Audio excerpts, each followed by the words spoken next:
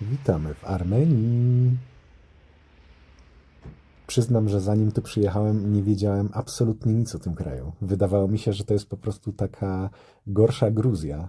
Natomiast oczy otwarły mi się szeroko, gdy zacząłem czytać o tych stronach, gdyż okazało się, że Armenia jest jednym z krajów w naprawdę wielu aspektach. Tak samo jak w Gruzji, rozklekotany merc jest tu symbolem statusu, a brak przedniego zderzaka nadal nie wiem o co chodzi, ale jest tu częsty. Równie częstym widokiem są takie oto prostokątne, wyryte dziury w asfalcie. Nie jest to nic innego jak próg zwalniający. Witamy w stolicy, Jerewaniu. Miasto to jest 29 lat starsze od samego Rzymu.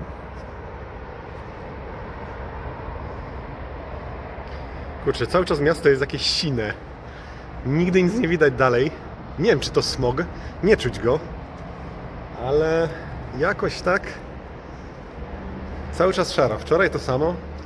Ogólnie dzień słoneczny. Ta szarość jest właściwie stała w całym Jerewaniu. Wszędobylski po prostu przygnębiający beton.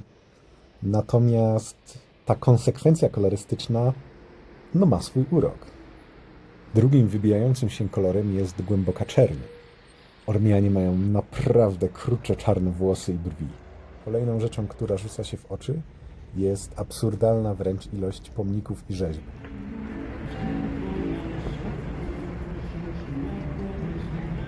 Zaskoczony byłem, jak spora osób w Jerewaniu zagadywała do mnie po angielsku. Znalazłem tu też kilka szkół amerykańskich i zresearchowałem temat. Okazało się, że Ameryka dość mocno tutaj próbuje zarzucić swoje sidła, żeby jednak trzymać Rosję w szachu. Natomiast obiektywnie stwierdzam, że Amerykanie są stratni na tej współpracy, gdyż to, co udało się wyeksportować z Armenii do Ameryki, to jest niestety Kim Kardashian. Ciekawostka z innej beczki. Ormian na świecie jest około 10 milionów, czyli wychodzi na to, że 70% z nich żyje poza granicami swojego kraju. Jest to związane choćby z tym, że Armenia straciła około 90% swoich oryginalnych ziem. Po pierwsze, leniwe pieski. Tutaj psy nie atakują cię, nie biegają za tobą. One po prostu sobie leżą. Nie wiem, o co chodzi. Po prostu nie wiem, czy jest tyle jedzenia i tak ludzie je głaszczą, że one nie muszą się w ogóle wysilać. No to się patrzysz, leniuszku. I no leżą, jak tylko wiesz, coś tam podejdziesz, to pomachają ogonem, dają się potarmosić. Także tutaj jest więcej psów niż kotów. No i oczywiście kolejny temat. To. Ja już nie wiem ile razy w ciągu tygodnia poszła mi dętka. Tyle co wyjechałem na miasto.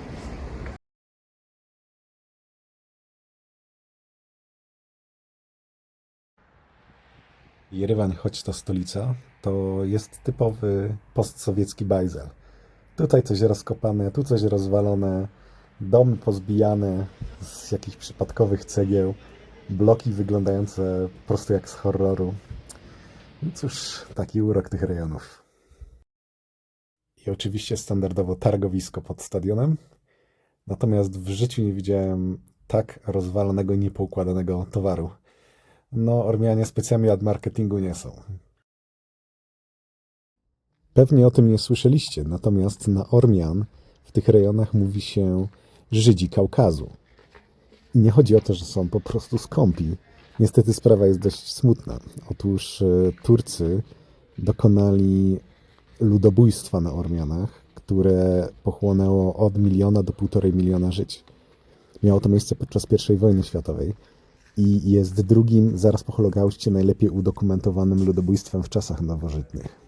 Natomiast Turcja uparcie po dziś dzień wypiera się tego i wali taką ściemę, że tam niby umarli z powodu jakiejś epidemii czy coś. Komedia.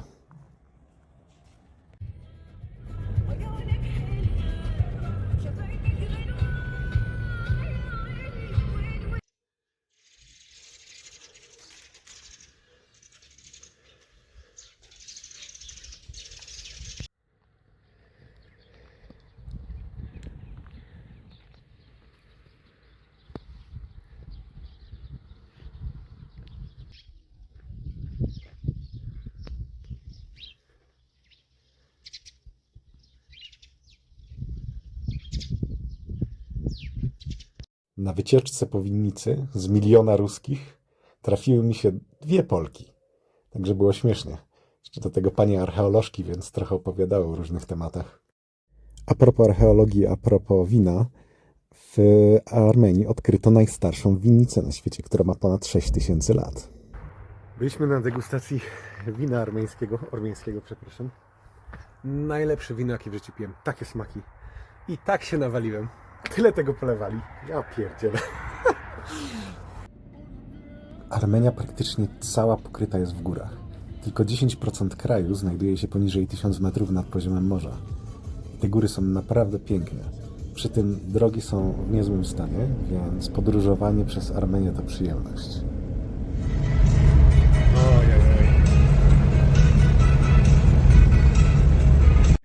I kolejny monastyr. W sumie ich urok nie tkwi w samych tych budowlach, co właściwie w miejscach, w jakich są położone. No i miałem szczęście poznać sympatyczną parkę z Hongkongu, dzięki której mam to krótkie ujęcie z drona. Wy obejrzcie sobie ten piękny wodospad, a ja w międzyczasie zarzucę ciekawostką. Historycy uznają 6 krajów jako antyczne, czyli na tyle stare, że istniały już grubo przed urodzeniem Chrystusa. Są to Chiny, Indie, Iran, Egipt, Grecja i uwaga, nasza niepozorna Armenia. Ormianie gęsi i nawet swój Stonehenge mają. Zorac Karer, tak się nazywa. Natomiast, co ciekawe, ten jest 1000 lat starszy od samego angielskiego Stonehenge'a.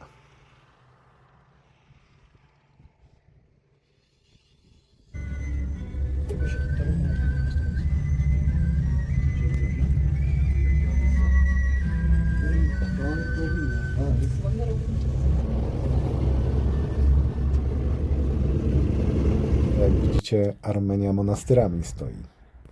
Niemniej nie jest to przypadek, bowiem jest to pierwszy kraj na świecie, który przyjął chrześcijaństwo, jak również pierwszy kościół na świecie powstał właśnie w Armenii. I najlepsze, że stoi do dziś, kilkadziesiąt kilometrów od Jerowania. Się zatrzymałem przy wodopoju. Czyste górskie źródła. Jakaś tam trójka ludzi też się zatrzymała. Wszyscy sobie miłego dnia życzyli bardzo sympatycznie. Także, no nie wiem, na razie tutaj w Armenii przynajmniej jest 2 razy bardziej sympatycznie niż w Gruzji. Mam nadzieję, że będzie tak jeszcze dalej. No i pieseły lecą ze mną i robią ze mną pauzę. Co za asy. Znowu podjazd. Ale bosko. Czyż to nie piękny kraj? Zobaczcie, jak tu pięknie. Wow.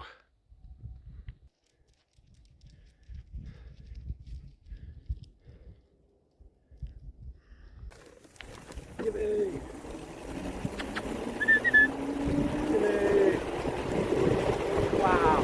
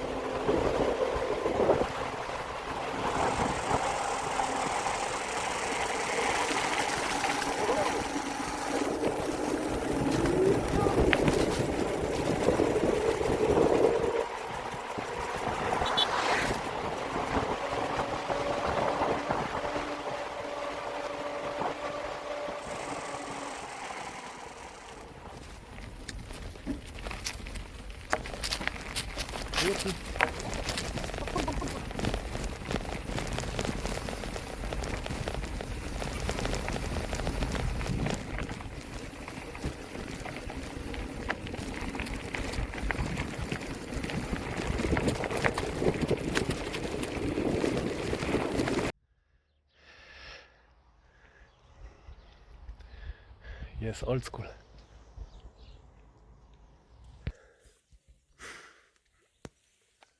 Ale cisza, spokój na tych wioseczkach.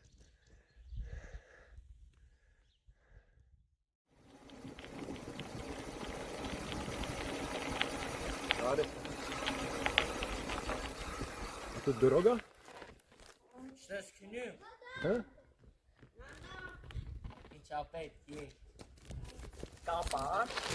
What? I don't understand, man. Sorry. Taką piękną drogą. Tam sobie pojadę. Ale pięknie. Taka tam polna dróżka. Ogólnie to tak. Zajechałem na do takiego malutkiego miasta. Cisza, spokój, pięknie. Tam widzieliście parę ujęć.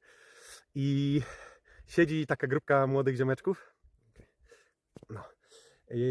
Dwóch tak w granicy, podejrzewam, nie wiem, 18 lat i jakieś dzieciaki, nie? I podjeżdżam i tam oczywiście tam barew, nie? Potem po armeńsku, żeby nie było, że po rusku, hehe. I się pytam, czy w tą stronę można jechać, a jeden, i patrzę się na tego jednego takiego starszego trochę, a ten starszy taka mordo. Takie na zasadzie, czego mi dupy zawracasz, ani mi dzień dobry nie odpowiedział.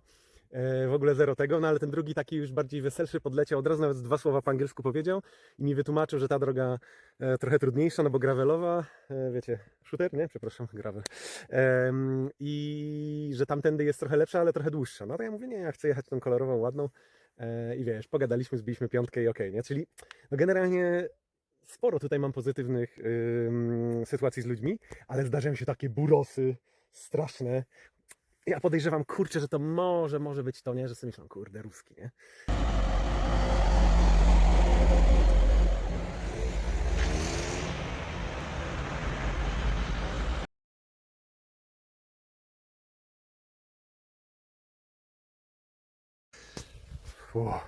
Ciężka noc dzisiaj była. Dzisiaj spałem w górach. W sumie tam kawałek dalej jest miasto, ale takie dość nieprzyjemne. Bardzo mocno byli zainteresowani moją osobą. Co chwilę ktoś podchodził, dziwnie patrzył, więc mówię, nie będę tam spał. Tutaj mamy jakieś, nie wiem, czy to ogródki działkowe, czy co. Jakieś chaty pozbijane z byle czego. Myślałem, że to może ktoś mieszka, ale wygląda na to, że nie. Chyba ktoś zrobił ogródki działkowe. No, a tutaj takie hałdy, jakieś kamieni i twardej ziemi. Więc sobie camping zrobiłem. No i tak się spało. A teraz tam się będę musiał na górę wspiąć i tam jest szczyt szczytów. Przejeżdżam na drugą stronę i w dół. Oj, zobaczcie. Słońce już wyszło. I jeszcze 10 minut temu byłem na samym dole. Kurtka, bluza, 2 podkoszulki, 3 pary skarpetek, wszystkie ciuchy jakie miałem na sobie, czapka, kaptur. I mi było zimno w rękawiczkach jeszcze. Wyszło słońce, zrobiłem parę kroków do góry. I pełna tropikalna stylowa już. Tak to tych podjazdów nie widać, ale może teraz. Czy widzicie kuźwa ten kąt? Przecież to jest kuźwa z 30 parę stopni. Ja pierdolę, no. Ale górzyska. O, właśnie. Widzicie jak kopcą? I ja mam za tym jechać. Jak... Słuchajcie, no największy problem właśnie w tych górskich trasach jest to, że jak tu często jeżdżą samochody, to wiesz, ty jadąc do góry wciągasz każdy atom tlenu jest dla ciebie ważny, po prostu wciągasz takie hausty powietrza, a tu ci przejeżdża jeden, drugi, trzeci taki samochód i zostawia ci taką chmurę i ta chmura nie wywiewana jest w sekundę, nie? Ty dobre 10-15 sekund za tym jedziesz i organizm już nie może dosłownie dać rady bez tlenu, więc zaczynasz łychać takie pół wdechy, byleby tylko utrzymać się przy świadomości, ale zaczyna ci tak śmierdzić, zaczyna cię tak dusić, bo tam w ogóle w tym powietrzu nie ma praktycznie tlenu, tylko jakaś sama trucizna. No więc po prostu łapiesz się wszystkiego, co masz, ubrań, toreb i po prostu przykładasz sobie do ust, a jednocześnie próbujesz jechać, więc jesteś, wiesz, napięty, skupiony. To jest katorga, to jest najgorsza rzecz. Dlatego czasami na przykład tutaj jak są takie mega podjazdy i tyle tych samochodów, to ja 2/3 trasy kuźwa prowadzę rower, nie? Bo jak prowadzę, to oddycham nosem, nie ma tragedii, ale jak jadę na rowerze i cisnę, wdycham te hausty powietrza, przecież to kuźwa po paru miesiącach takiej jazdy to rak płuc zmurowany, albo jakiś tam kuźwa COVID, nie wiem czy co.